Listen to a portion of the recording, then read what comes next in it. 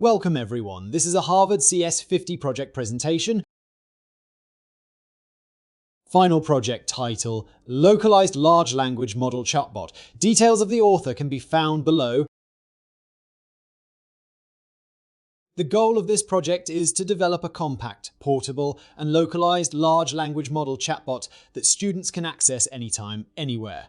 Once downloaded and installed, users in remote areas can operate it offline without ongoing internet access.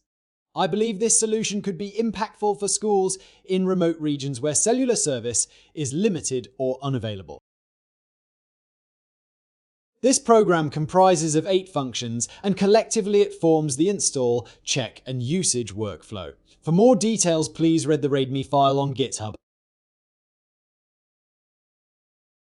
Right now, we will demonstrate how the program functions. When a user does not enter any argument during the initiation of the program, it automatically informs user to use the help function for more options. And when the user enters the help section, they will be able to see the auto install feature and list of AI models available in. In addition, if the user was to initiate the install option, as you can see in this video, the self-check program will scan for missing large language model files and install them accordingly. Next, when the user has chosen their AI model and initiate the process, the chatbot program will start up with a simple color interface which also shows the state of the internet, the chosen AI model, and detail hardware specifications of the machine. At this point in time, user can interact with the AI and engage in an academic discussion with it. The speed of the response will be determined by the hardware of the machine the user is using. Lastly, when user chooses to exit, it will say goodbye to user via text-to-speech function included in the program.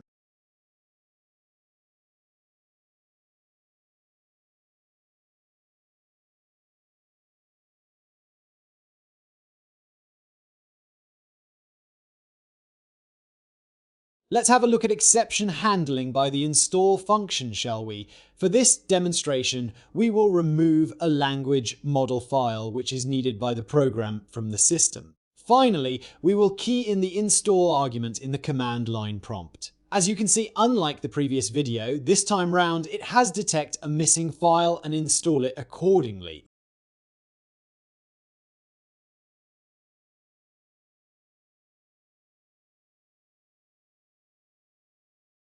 With that, we have come to the end of this presentation. Thank you for watching this video, and this is CS50.